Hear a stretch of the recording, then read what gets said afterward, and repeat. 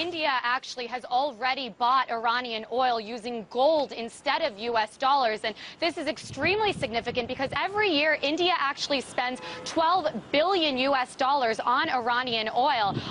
And now actually Beijing is also saying that it might want to jump on board with New Delhi and also look into some sort of agreement with Iran to continue to get oil.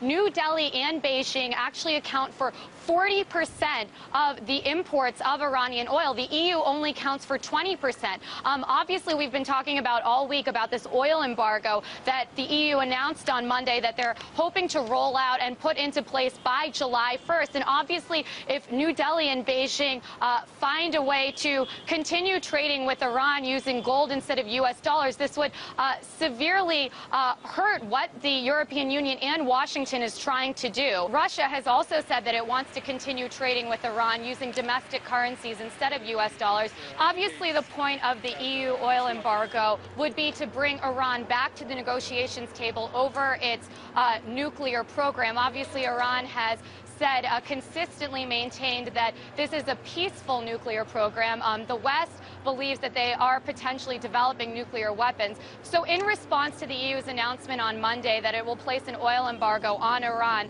Iran has said that it's going to shut the Strait of Hormuz, which is actually where 20 to 30% of the world's oil supply shuttles through. And the United States has said it will absolutely not allow that to happen, even sort of alluding to the fact that it could potentially use military force to make sure that that strait stays open. Moscow has also said that sanctions are an obsolete form of sort of punishing a country and that it's actually going to be counterproductive. Another interesting thing to note here is that if Beijing and New Delhi continue to trade with Iran with gold, it's actually going to increase the value of gold and decrease the value of the U.S. dollar as the global reserve currency.